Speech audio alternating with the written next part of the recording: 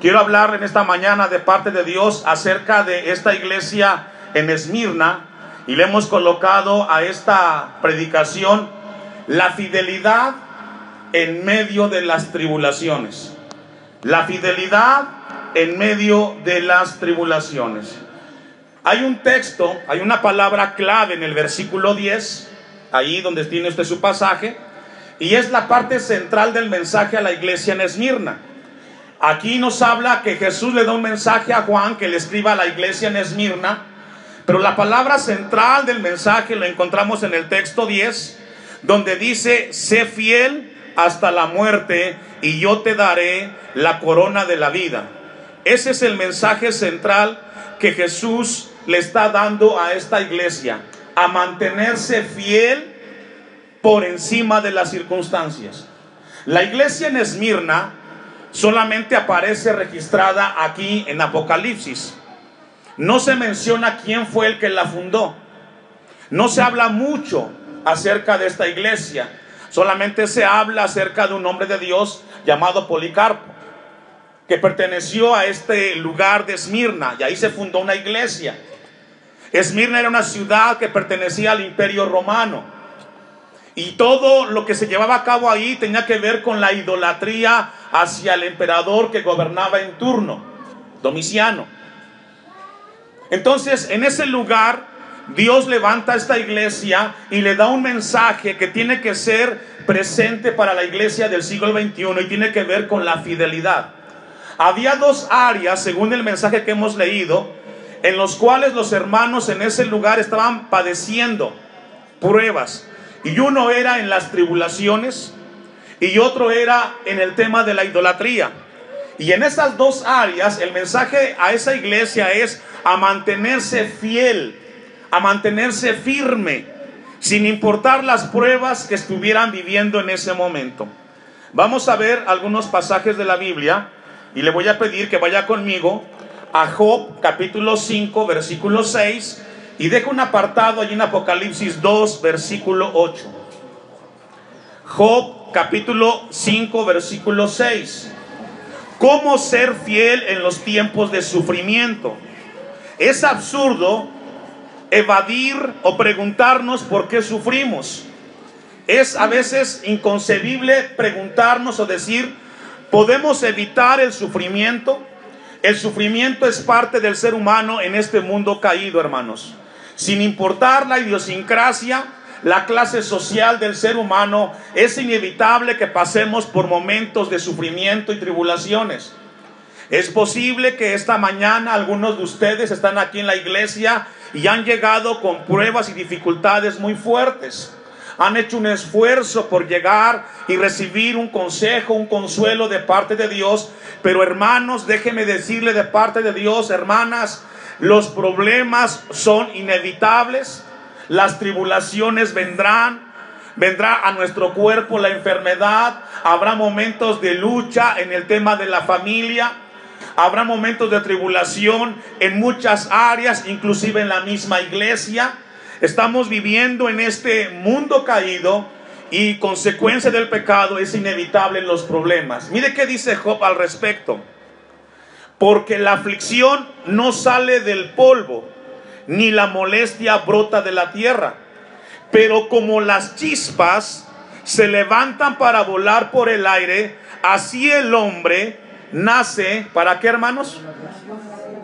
Dice otra versión este pasaje: porque los problemas no salen de la nada, ni el sufrimiento brota de la tierra, sino que los seres humanos nacen para crearse problemas, así como el fuego echa chispas. Si usted es alguien o es una persona, hermana, hermano, que el día de hoy tiene una bendición de estabilidad en su vida física, no tiene problemas de enfermedad, si usted es alguien que tiene una estabilidad económica con sus hijos, déjeme decirle que usted es bendecido. Y dele a Dios gracias, porque en este momento goza de paz y tranquilidad. Pero en cualquier momento puede cambiar el escenario y puedes encontrarte en un momento de tribulación y de lucha. En cualquier momento. Podemos estar aquí esta mañana alabando a Dios, todo está muy bien, salimos de este lugar y nos cambia el escenario de nuestras vidas. Es lo que dice Job. Son inevitables los problemas cuando menos te lo esperas, cuando la familia está más tranquila, cuando todo camina, al parecer, a nuestra perspectiva, todo camina muy bien. De repente surge algo. El hijo, la hija, el hermano, el cuñado, el trabajo, el negocio, el esposo, la esposa. De repente aquello que era alegría, aquello que era felicidad, aquella convivencia de armonía que vivíamos, se terminó. Es lo que dice Job. Así nace el hombre para la aflicción. ¿Qué significa esto, hermanos? Que tenemos que estar preparados para el día de la prueba, para que cuando llegue la prueba podamos seguir confiando en el Señor. Juan 16:33. Vamos a ver un poco de introducción. Evangelio de Juan, capítulo 16, versículo 33. El tema central de la carta a Esmirna está en el texto 10, donde Dios, Jesucristo, le habla a la iglesia a mantenerse fiel. Dice Juan, ya lo tiene, 16:33. Estas cosas os he hablado para que en mí tengáis paz. En el mundo tendremos ¿qué? Aflicción. Es algo inevitable y tenemos que estar preparados, conscientes de esta realidad inevitable en el ser humano. Tiene que madurar. Tenemos que madurar en el Señor. En el mundo tendremos aflicciones. Jesús le dijo a sus discípulos, hoy nos recuerda a nosotros, en este mundo caído tendremos aflicciones, luchas, pruebas, dificultades, pero Él nos da un consejo. ¿Cuál es? Confiad, yo he vencido al mundo. Esa es la palabra de Dios esta mañana para la iglesia. Tendrás problemas y dificultades, pero Jesús dice, confiad. Confiar en sus promesas, confiar en que Él estará todos los días hasta el fin del mundo con nosotros. La gente puede abandonarte, puede sentirte solo, pero Cristo estará contigo y te guardará porque Él es fiel. Esa es la palabra de Dios esta mañana para la iglesia. Tendremos luchas, y si tú eres esta mañana alguien que se siente solo, alguien que se siente sola, que nadie la comprende, nadie la entiende, y quizás tuviste dificultades, hoy Jesús nos dice, te dice, confiad. ¿Y qué es confiar? Esperar en las promesas que Dios ha dicho para su pueblo en la tierra. Y luego nos dice al final este mensaje, porque yo he vencido. Somos más que vencedores en Cristo Jesús. Nada ni nadie nos puede separar del amor de Dios que es en Cristo Jesús, Señor nuestro, hermanos. Un último pasaje, Hechos capítulo 14, versículo 22. Libro de los Hechos, capítulo 14, versículo 22. En lo que busca la cita, quiero compartir con ustedes una definición de fidelidad. Fidelidad es una virtud en la vida del cristiano. ¿Qué es, hermanos, la fidelidad? Es una virtud. Porque de esa fidelidad depende nuestro presente y por ende nuestro futuro. Dice aquí Lucas, en el libro de los Hechos, confirmando los ánimos de los discípulos, exhortándoles a que permaneciesen en la fe y diciéndoles, lea fuerte lo que sigue. Es necesario que a través de muchas tribulaciones entremos en el reino de Dios. Es necesario, cristianos de la iglesia Elohim, es necesario, es imprescindible que a través de muchas tribulaciones, ¿cuántas? Muchas, entremos en el reino de Dios. Es decir, mientras estemos en la tierra, dice la Biblia, que estaremos experimentando constantemente tribulaciones. Y no es que seamos masoquistas, que nos guste el dolor y el sufrimiento. La vida es así. La vida no es un lugar de rosa, de color de rosa. No existe aquí en la tierra un lugar donde encontremos plena paz y tranquilidad. Veamos a nuestros alrededores, hermanos. En la mañana me impactó mucho una noticia que durante la semana, las últimas semanas, ha estado dentro de las noticias que más han resaltado, en uno de los municipios cercanos a la Ciudad de México, una familia, un matrimonio tenía un hijo en un kinder, y hubo una situación entre la maestra y el niño, y llegaron los padres a la escuela queriendo defender a su hijo. Agarraron a la maestra, la golpearon y la hincaron para que le pidiera perdón a su hijo porque le estaba faltando el respeto. Qué complicados somos como seres humanos. Qué triste y lamentable que los padres estén promoviendo en sus hijos una violencia, un anarquismo descomunal. Es increíble esa escena, como los padres toman de los cabellos a la maestra, la golpean y le dice: pídele perdón a mi hijo de rodillas. Hermanos,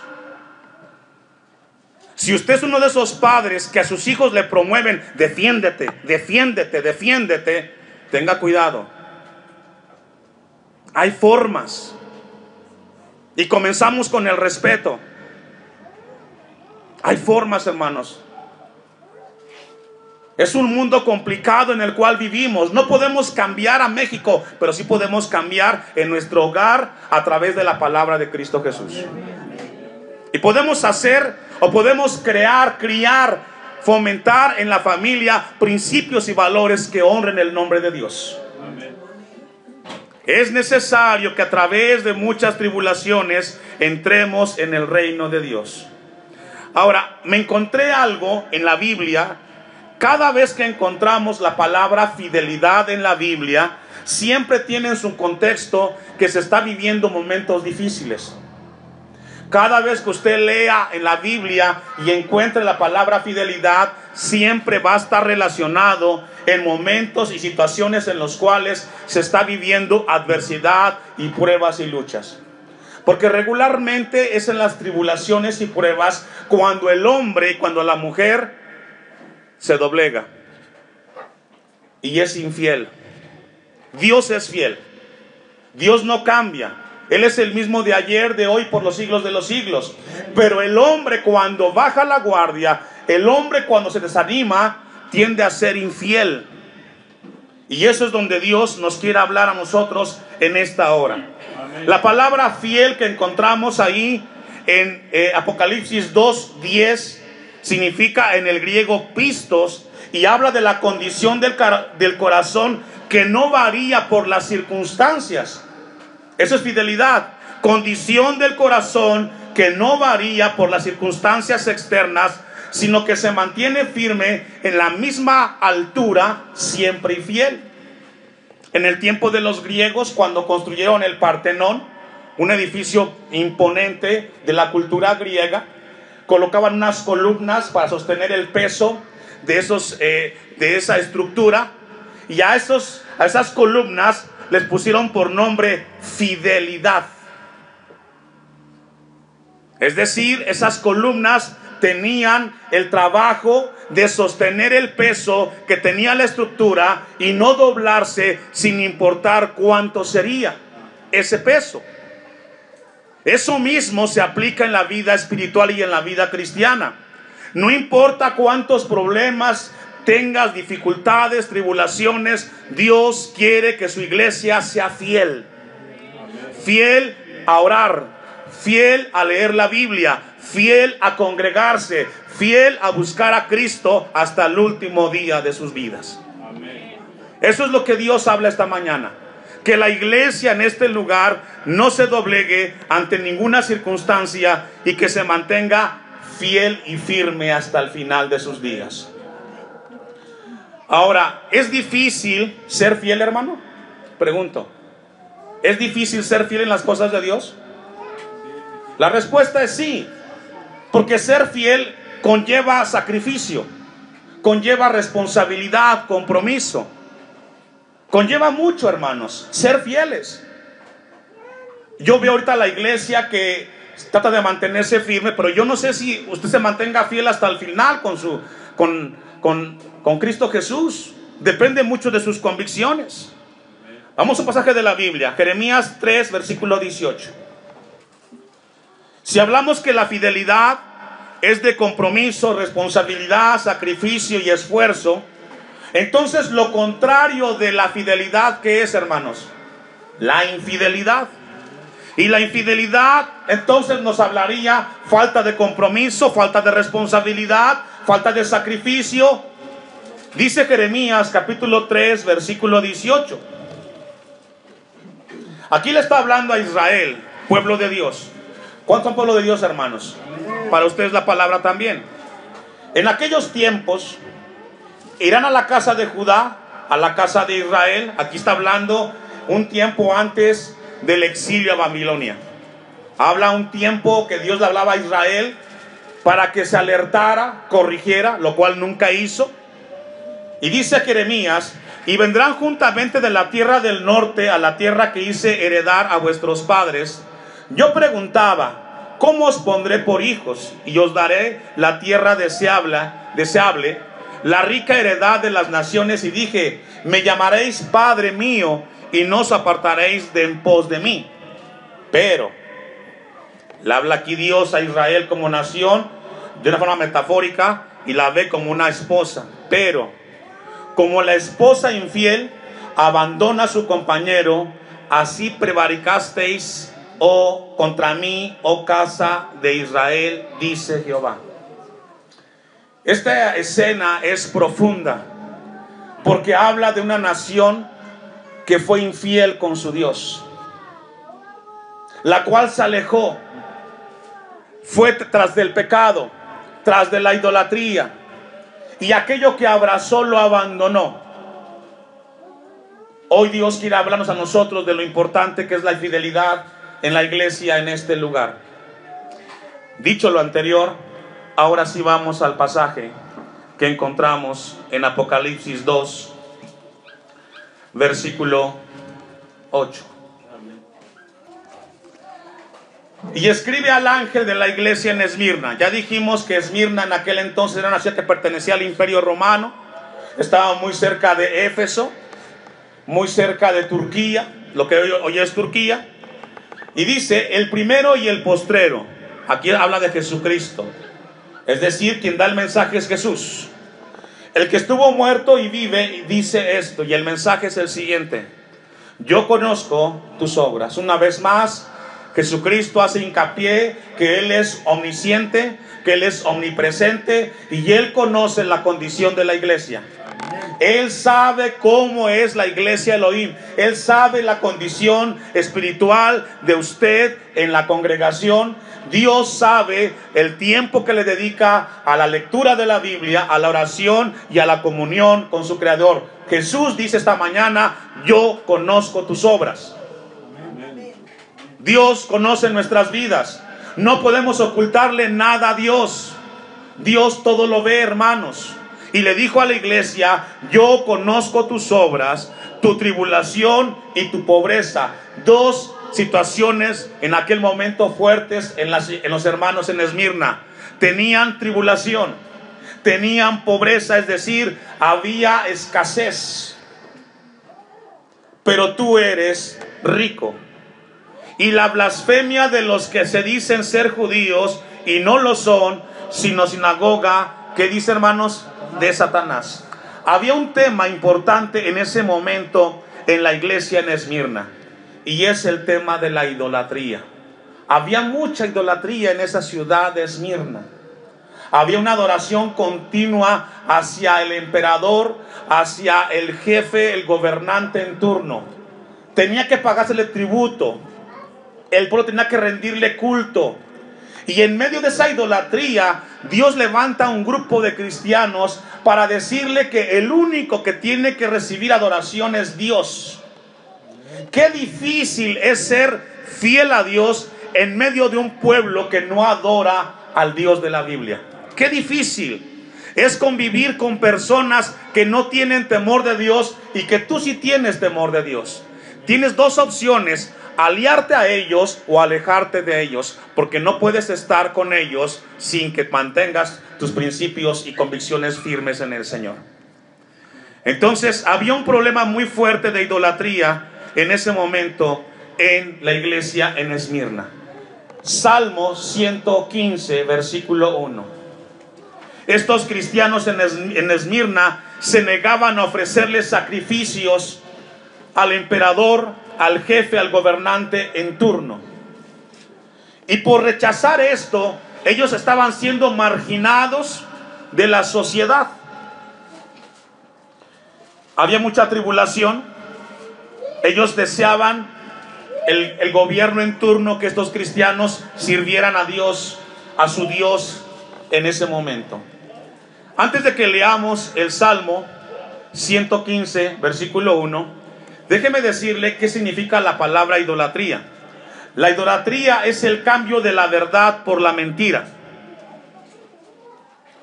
Una vez más, la idolatría es el cambio de la verdad por la mentira, que lleva a la misma criatura a adorar a la creación antes que al Creador.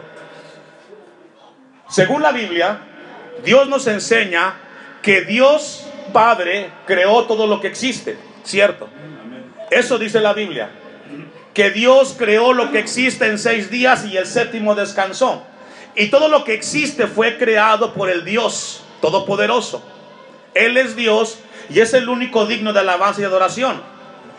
Pero el hombre ha cambiado esa verdad y ha implementado una mentira donde levanta ciertos ídolos a los cuales quiere rendirle culto y adoración.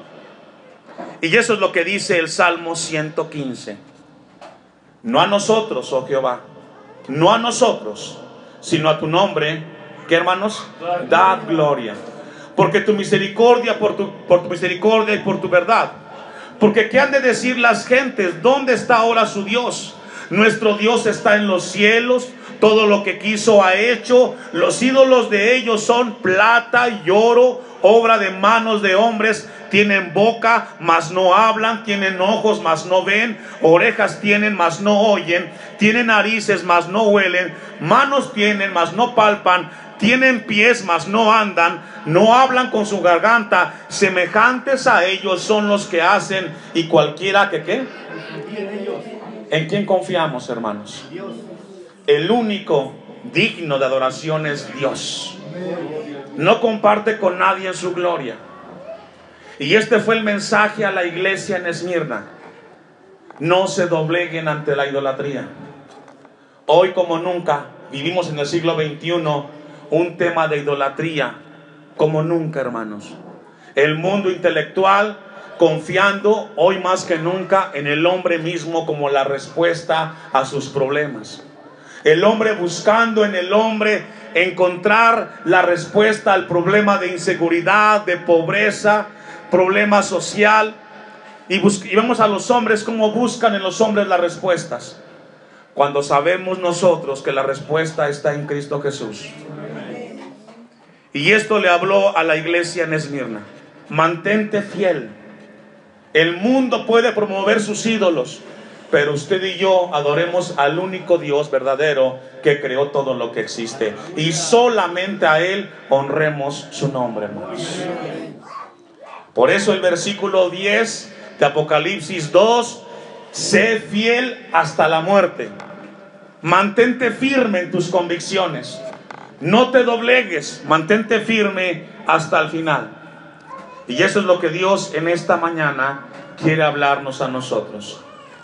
Concluimos la primera parte de este mensaje en 1 de Juan 2, versículo 15.